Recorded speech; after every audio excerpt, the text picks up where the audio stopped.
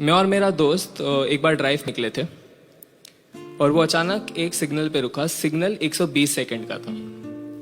अब उस समय के आसपास मेरा ब्रेकअप हुआ था, तो मैं एक दिल टूटा आशिक था। और दिल टूटे आशिकों की एक खासियत होती है, वो वक्त ढूंढते हैं यादों पे खर्च करने के लिए।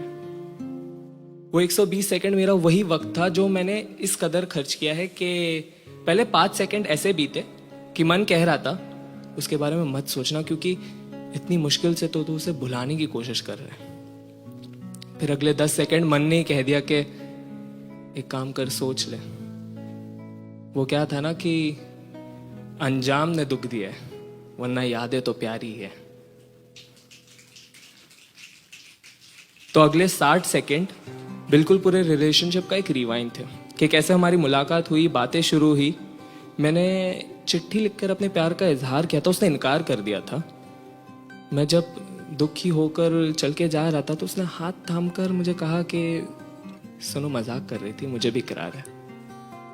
हम बिल्कुल एक रोमांटिक पिक्चर में, एक रोमांटिक गाने में दिखते एक रोमांटिक कपल से थे, दुनिया से बहुत दूर, एक दूसरे के साथ उलझे हुए, एक दूसरे की खोज में। बस फर्क इतना था कि हम एक्टिंग नहीं कर रहे थे। वो चांद तारों की तरफ देखकर कहा करती थी कि कितने खूबसूरत है ना ये। मैं उसकी तरफ मुड़कर कहता था कि हाँ, बहुत। हम कभी डेट पे जाया करते थे तो वो बात करती थी इंडिपेंडेंसी की, पर जैसे बिल आता तो मेरे तरफ सरकाते हुए कहती, सुनो ना, पैम्पर मी। उसके तारीफों में मैंने कुछ ऐसा लिखा था कि उसकी मुस्कान मेरी कहानियों की सियाही थी। उसकी आंखों में मैंने वक्त के कांटों को भी थमता हुआ देखा है। वैसे सुना था कि गंगा की पाकिज़गी भी जटाओं से बह के आती है। जब वो अपनी भीगी भीगी सी जुल्फे झटकती थी तो उस बात पर भी यकीन हो जाता था। जैसे मिदास ने पीतल को छूकर सोना किया था, वैसे ही उसने मुझे छूकर मेरी ही रूह को नूर से भर दिया था। फिर आते 30 सेकंड। 30 सेकंड झगड़ों के। अब माना कि झगड़े प्यार के मुकाबले कम ही थे, पर रिश्ते का अंजाम उन्होंने ही तय किया।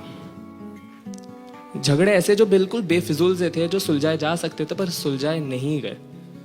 कभी उसके आंखों में आंसू होते तो कभी मेरे आंखों में नमी, और हम हर रोज ये सोचते कि एक झगड़ा सुलझाना है, और हम रात तक किसी और झगड़े में उलझ कर आ जाते।